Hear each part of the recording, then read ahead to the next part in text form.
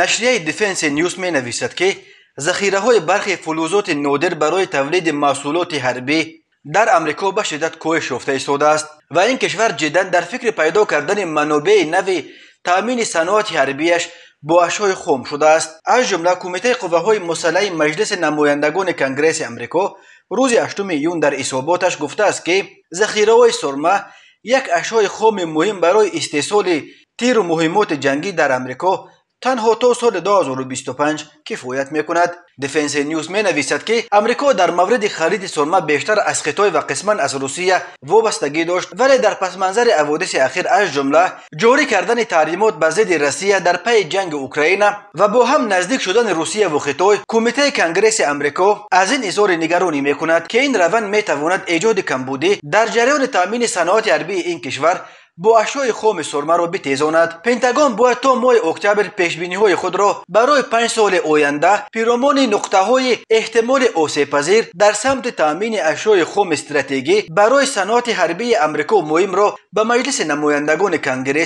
ارائه کند. دیفنس نیوز تاکید می‌کند که در حالی که خطای و روسیه دو صادرکننده بزرگترین سرمه در بازار جهان جایگاه خود را در این بازار از دست داده ایستادند، تاجیکستان به صادرکننده سوم سرمه در دنیا تبدیل می‌یابد. تاجیکستان از روی ذخیره‌های تصدیق شده سرمه در جای سوم و در بین کشورهای اتحاد دولت‌های مستقل جای اول را اشغال می‌کند. چند سال پیش تاجیکستان در جهان از روی استخراج سرمه بعد از خطای روسیه و بولیویا در جای چهارم قرار داشت. سالهای آخر حجم استخراج و کارکرد سرمه در تاجیکستان بازم افزوده است و تاجیکستان از روی استحصال سرمه در جهان بعد از خطای و روسیه به جای سوم میبراید. کمربند سیماب و سرمه زرافشان و ایثار در تاجیکستان مرکز دارای اقتدار عظیم متالگنی معدن سرمه می باشد.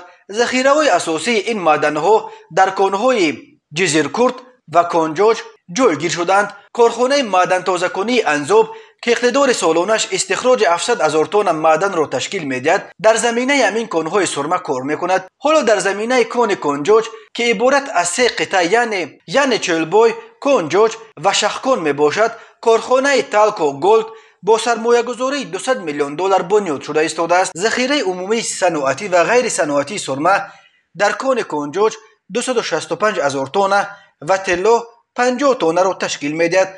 سرمه نه فقط در صنعت حربی بلکه برای استحصال رنگ‌ها، لاک و شیشه در کارهای کلاهگری و داروسازی نیز استفاده می شود. این چنین سرمه همچنین مواد بخورشوی تاب‌آور در تجهیزات حمامخانه‌ها و استحصال قبرها برای انتقال کسلت‌ها استفاده می شود. صنعت ماشینسازی نیز چون قاعده به خوشه‌های سخت و تاب‌آور از قبیل سرب و سرمه احتیاج دارد. همچنین سرمه برای رویپوش کردن پنجره‌های زینت دهنده اتومبیل‌ها همچنین مواد خورده نشونده وسیع استفاده می شود و آهنی که با سرمه آمیخته شده است مواد خوب ضد میکروبی می باشد.